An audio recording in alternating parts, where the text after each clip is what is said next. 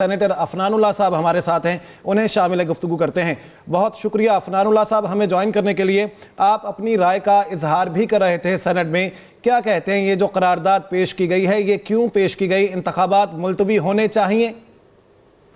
जी बिस्मिल्लाहिर्रहमानिर्रहीम। देखें, इंतखाबात बिल्कुल मुलतवी नहीं होने चाहिए और इसके ऊपर जो है वो पाकिस्तान का आइन बिल्कुल वाज़ेह है। इसके ऊपर जनाब चीफ जस्टिस काजी फाइज ईसा साहब जो है वो अपनी स्टेटमेंट दे चुके हैं और ये इलेक्शन जो है ये अपने बिल्कुल टाइम पे होना चाहिए, ये इससे एक मिनट आगे भी नहीं होना चाहिए। और इसके पहले माजी में हमने सर्दियों में इलेक्शन कराए हैं, फरवरी में 2 दफ़ा इलेक्शन हो चुके हैं, दिसंबर में हुए हैं, नवंबर में हुए हैं इलेक्शन। हमने जो है वो इससे ज़्यादा मुश्किल हालात थे मुल्क के अंदर सिक्योरिटी के 2008 और 13 में, तब हमने इलेक्शन कराए हैं। ये जो है ये अब कहना कि जी इलेक्शन नहीं हो सकते क्योंकि ये मसाइल हैं, मेरा ख्याल है ये बात दुरुस्त नहीं है। इसलिए मैंने जो है वो करारदाद की मुखालफत की। और ये भी मैं बता दूं कि करारदाद ये इसलिए पास हुई है क्योंकि ये सप्लीमेंट्री एजेंडा था, ये एजेंडे में नहीं थी ये करारदाद।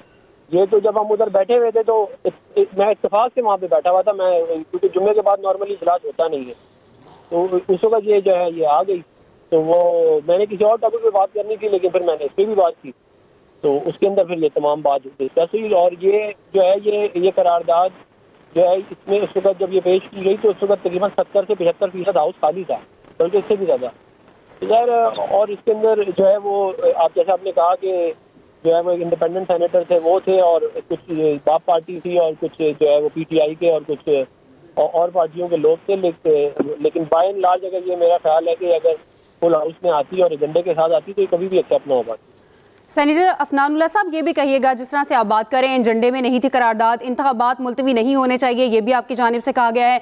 नून लीग किस तरह का किरदार अदा कर सकती है इस मामले में?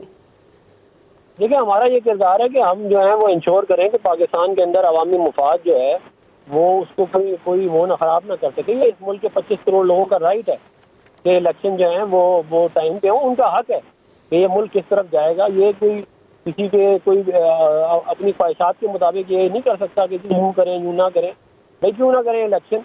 तो ये इसीलिए जो है हम ये समझते हैं कि 8 फरवरी को जो है वो इलेक्शन होना चाहिए और 1 मिनट भी डिले नहीं होना चाहिए इसमें। और ये जो सिक्योरिटी मामला है इनको किस तरह देखते हैं? मौलाना फजल रहमान के ऊपर 1-2 बार हमला हो चुका है, मोहसिन दावड़ पर हमला हुआ, या थ्रेट्स जो मौसूल हो रहे हैं जो दीगर सियासी रहनुमाओं को, तो ये मामला भी तो देखने चाहिए। लेकिन बात यह है कि जब सेकेंड वर्ल्ड वॉर हो रही थी तो 5 करोड़ 77 लाख लोग जो हैं उनकी डेथ हुई, हर तरफ बमबारियां हो रही थी, न्यूक्लियर बॉम्ब भी चले।